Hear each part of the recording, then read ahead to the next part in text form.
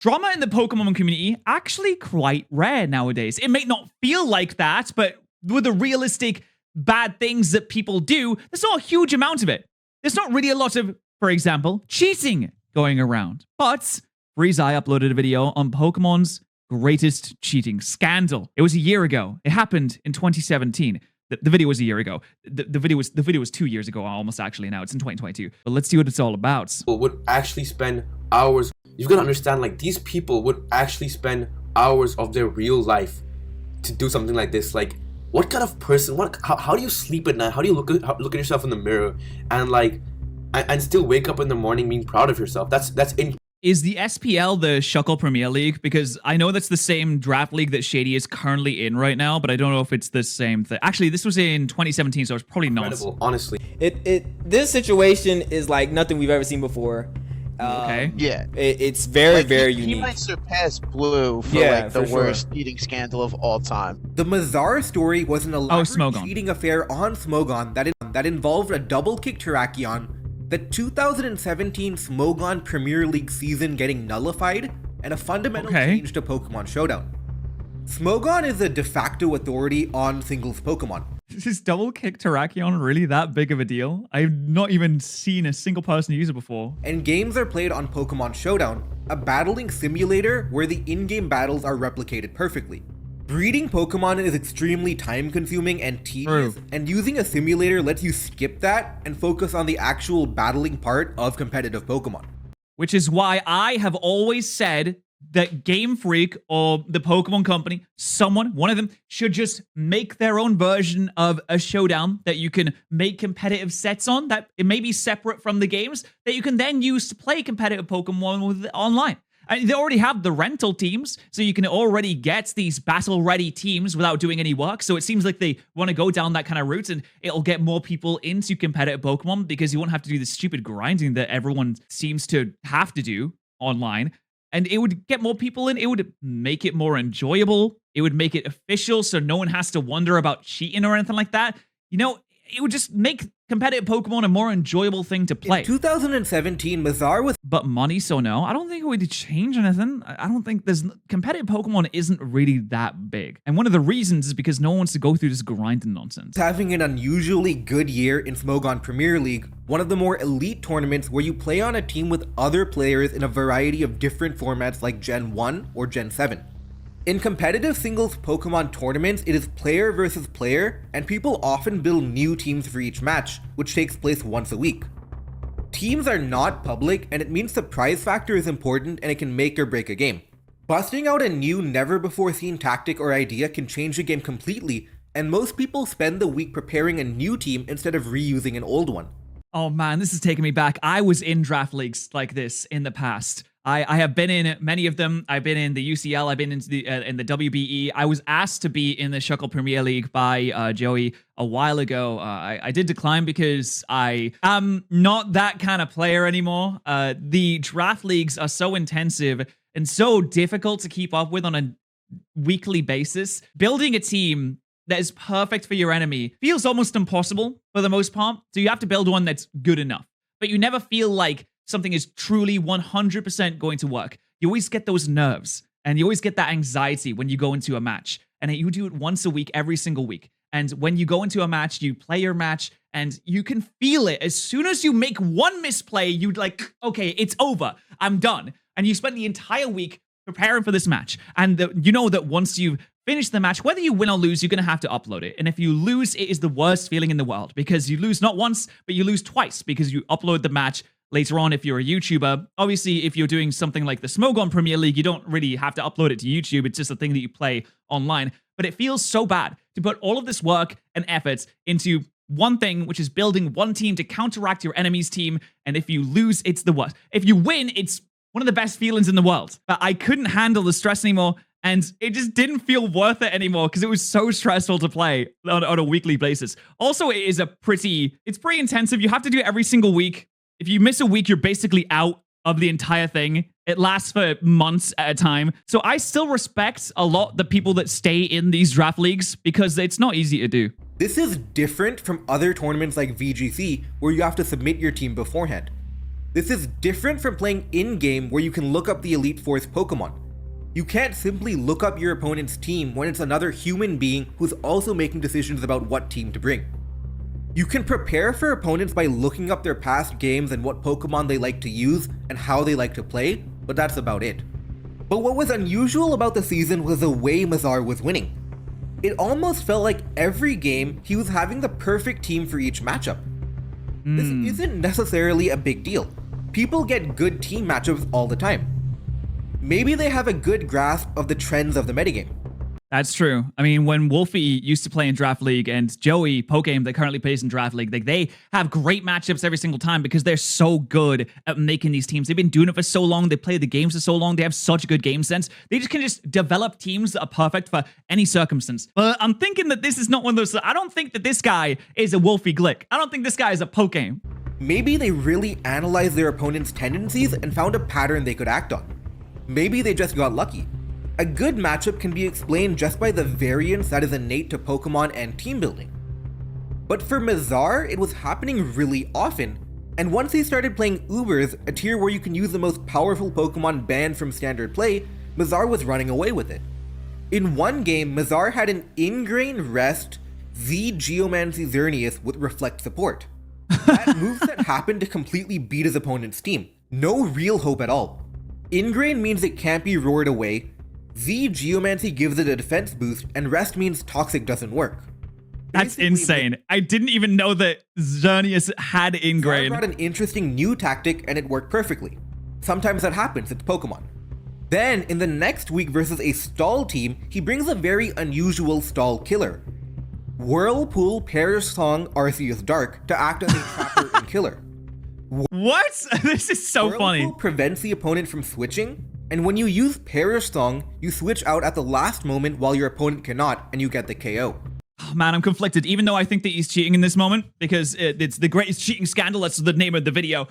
I love when people use Patterrz Song. I think it's so funny. Trapping strategies work well against defensive teams because they won't do enough damage to you in the 3 turns of Patterrz Song to make you want to switch out early. Yet another decisive team pick from Mazar, and he gets another easy win. So do we think that he was getting his opponent's teams ahead of time? Later, in the semifinals, he uses an Endure Reversal Baton Pass Blaziken to knock out Zygarde and then Baton Pass out to Primal Groudon. Blaziken is not a very common Pokemon at all in the Ubers tier because it's not consistent and would definitely be considered a risky matchup, especially to bring it in a semifinals game. Mazar would actually end up getting Oh, so this isn't a draft league. So they're not drafting their Pokemon. It's just battles within this. Oh, that makes it way harder. I've just realized now. I don't know why I didn't realize this before. They're not drafting Pokemon, so he doesn't know what he's going to go up against ahead of time like usual draft leagues work. For some reason, I just thought this was a draft league. It's not. They're basing also off the entire tier. So you can make a team out of the entire tier. And this guy's just getting the exact perfect counters to whatever his opponent is using. That doesn't make any sense. That's so strange. They're not going up against 12 Pokemon like you would in a draft league. They're going up against like 60. Unlucky in the game too, but the damage was already done and Mazar would continue to dominate the rest of the game and pick up the win.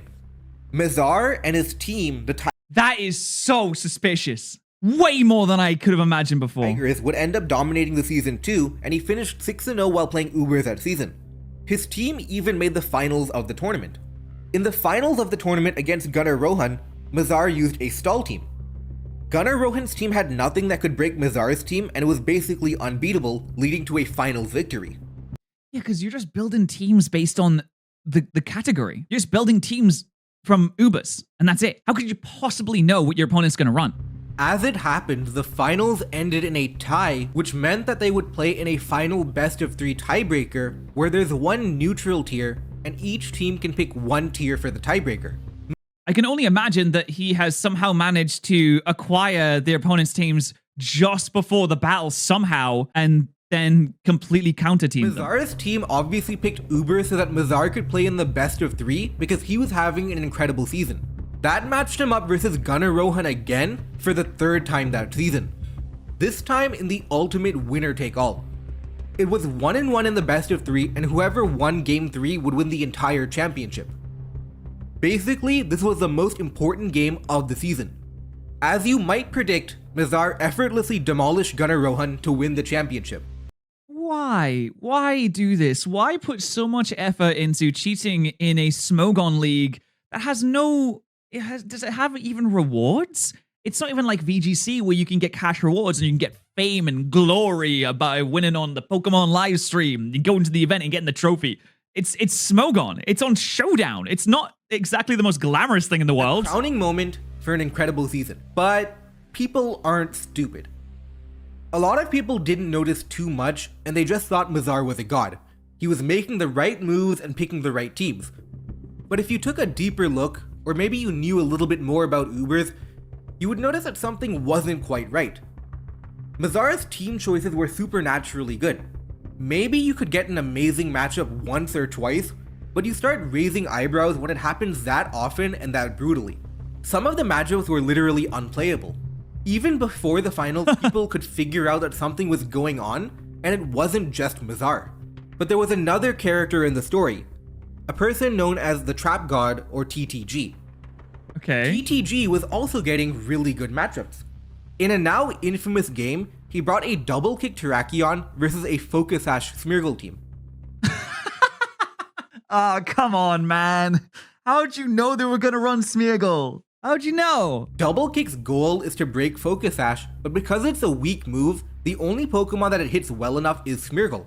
Basically, in an Ubers game full of legendary Pokemon, he brought a Pokemon tailored to beat Smeargle, and his opponent happened to bring it. By the time the finals rolled around, some people had at least some level of suspicion, but no one really knew what was happening. There was no evidence, nothing to really point at, besides the fact that the matchups were great. The obvious answer would be, what if someone on the roster is leaking the team?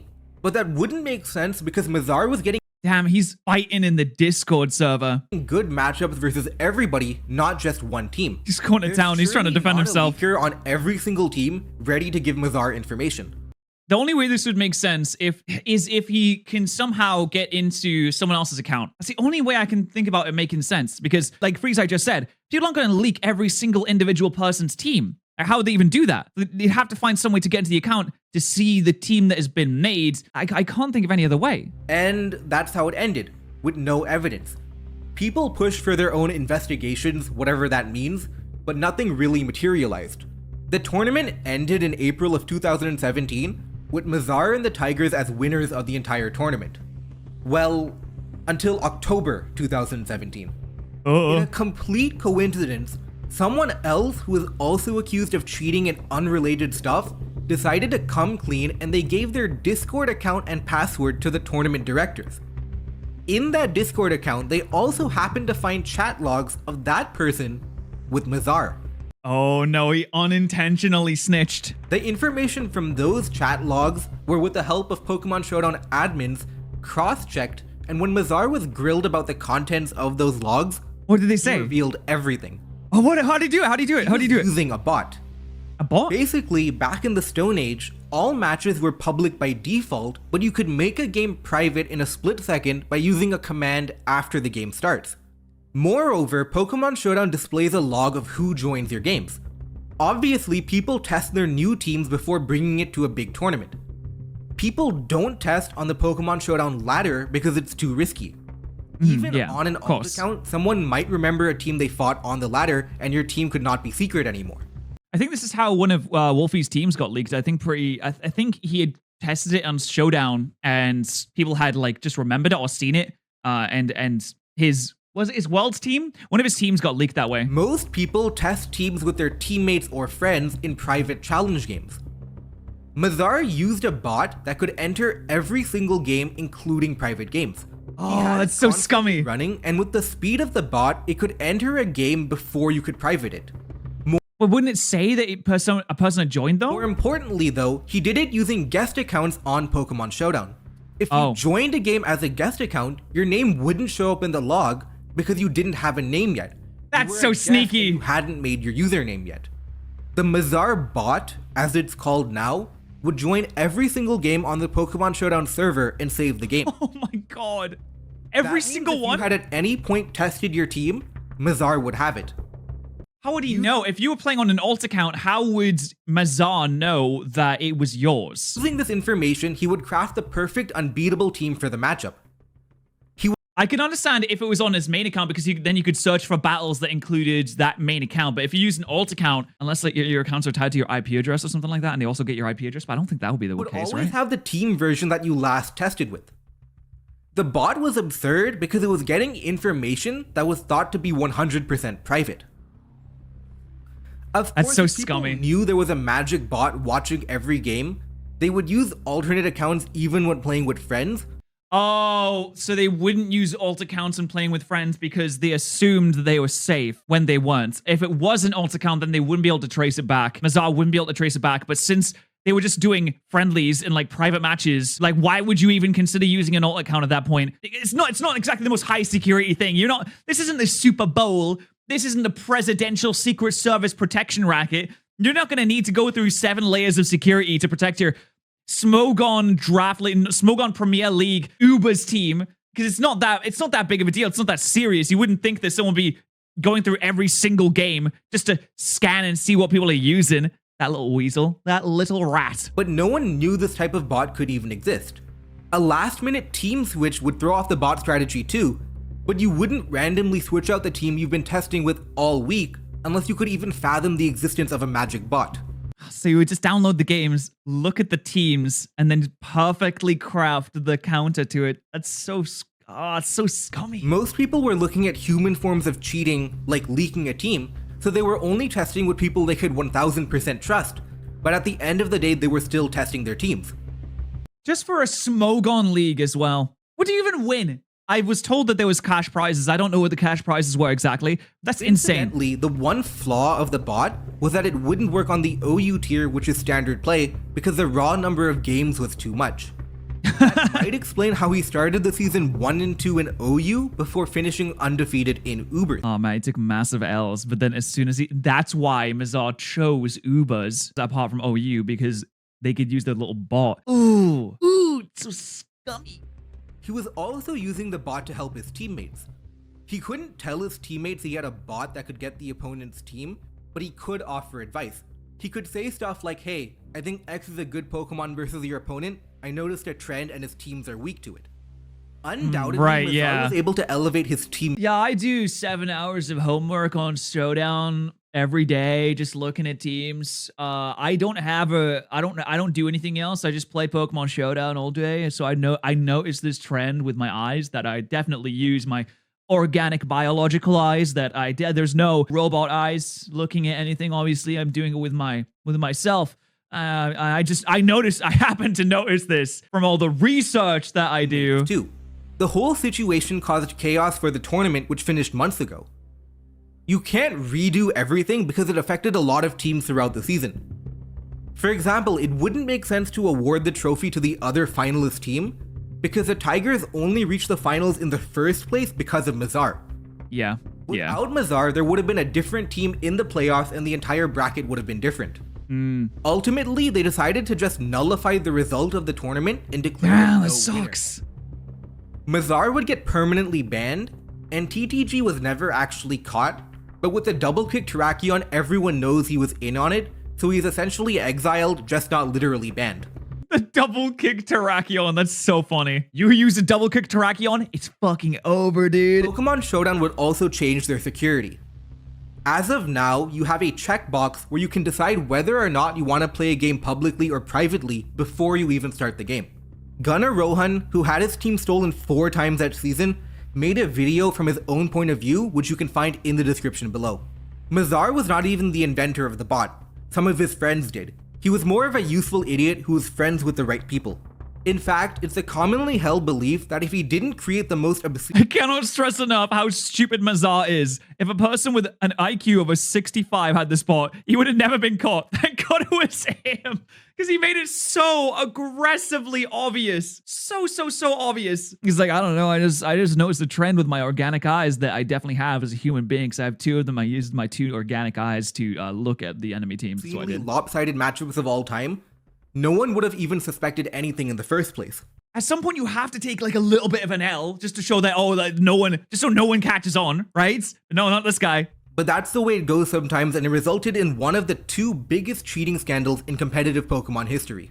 Yeah, you might as well have just told them. Unfortunate. You might as well just come in. Oh, Jesus Christ, what is going on? Oh, Jesus Christ. What? Explaining Pokemon's greatest rage quit. Well, if you want me to react to more of Freezeye's amazing videos, let me know. You can subscribe to Freezeye, which I will do right now. Bang, see, and you should too. If you want to see more of my dumb face, you can always subscribe to this channel as well.